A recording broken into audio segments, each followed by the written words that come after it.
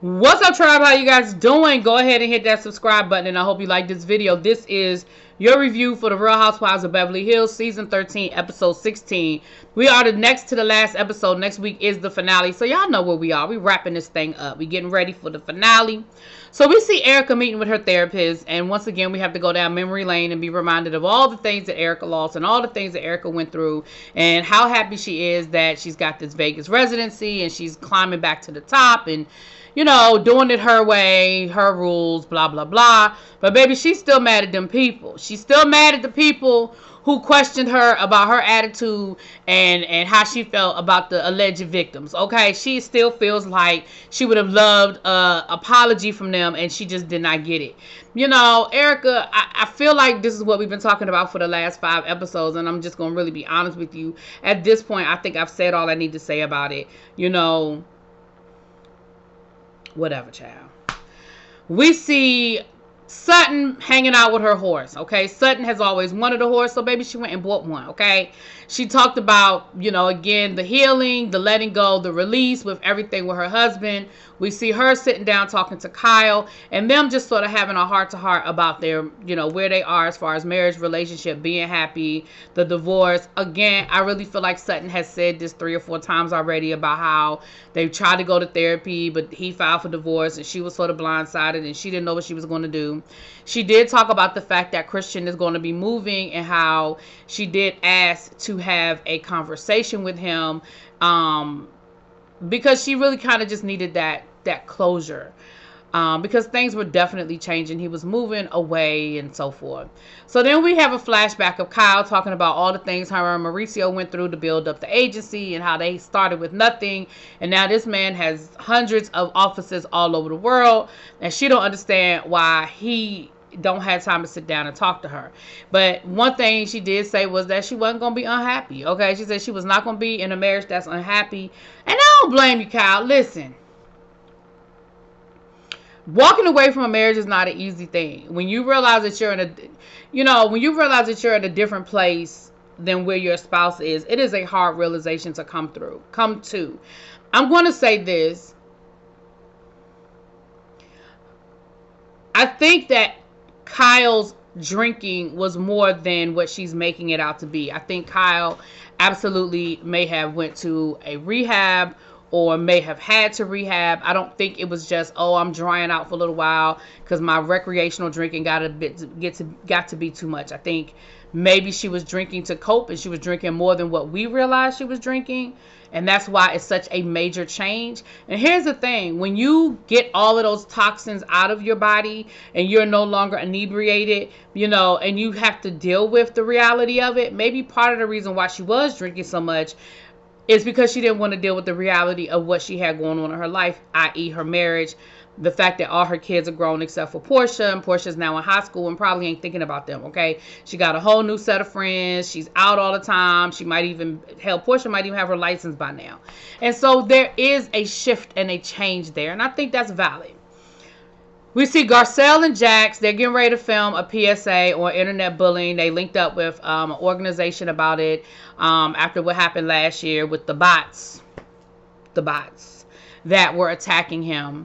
Then we see her have a conversation with him about wanting to be more independent, and she agrees that she will loosen the reins a little bit. I didn't think your reins was that tight, personally. I think they got too much freedom already.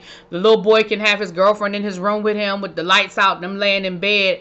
I think that's a whole lot of freedom. That's a lot more freedom I had as a 15-year-old in high school, but okay then. But she said that he could start going back and forth. And I know that's a different brother. Before y'all leave that in the comments, I know it's not the same one, okay?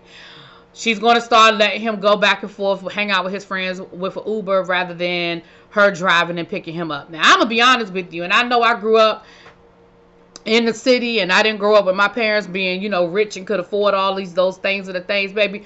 We took public transportation to hang out all the time. I caught the bus in front of my house. I jumped on the subway. The subway took me 99.999% of the places that I wanted to go.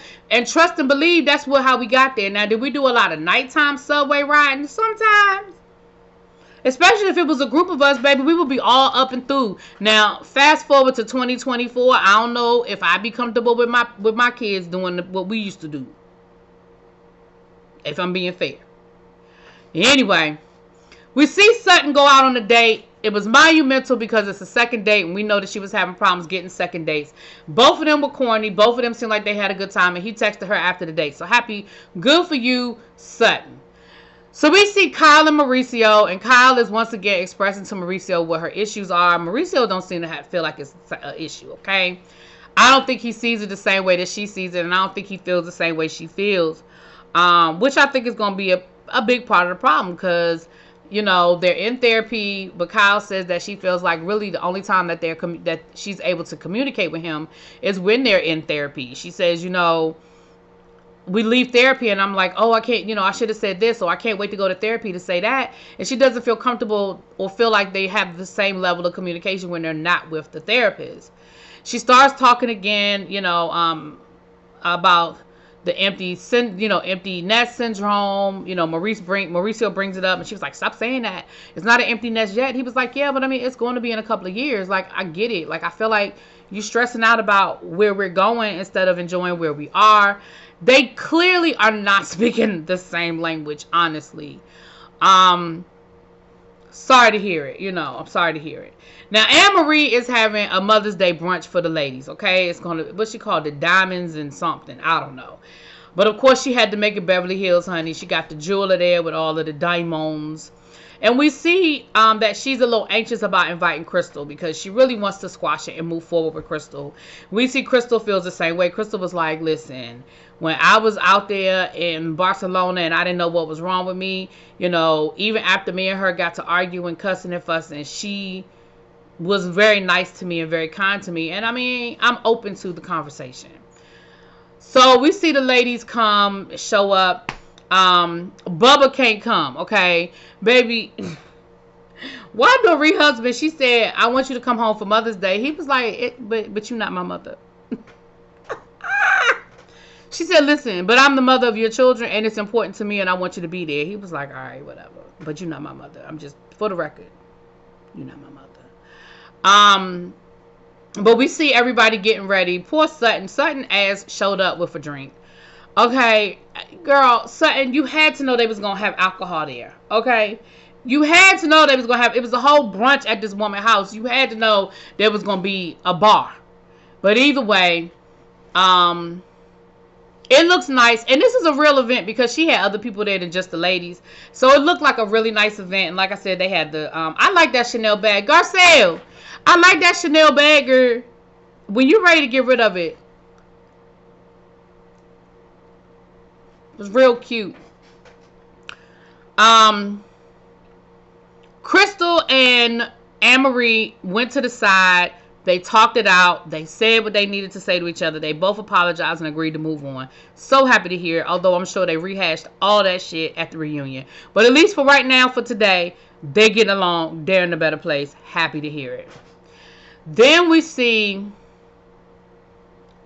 them have a conversation, and Erica once again brings up the fact that she felt like the ladies weren't apologetic to her, and you know, Sutton did apologize because Sutton was like, I do feel like maybe I made your situation worse, and for that I do apologize. Baby Garcelle was like, listen, that's how I felt. I had some concerns and I ain't changing. I don't feel like I did nothing wrong. And I'm with Garcelle because honestly, in that moment, they had issues. Now, Kyle and Dorit, in their defense, they were like, listen, don't put us in that same category because we had your back. Like, we even when we did disagree with you, even when we did have some concerns, we publicly supported you and had your back. And I have to be fair, they did. You know, even to the detriment of other people in the group, Dorit and Kyle did support Erica and had Erica's back. So that was basically the episode, child. Next week is the finale. It looks like we're going to get into the nitty gritty of the news breaking that Mauricio and Kyle are separated. And then I guess we will see where we go from there. Anyway, let me know what you guys think. I will talk to you later. Peace.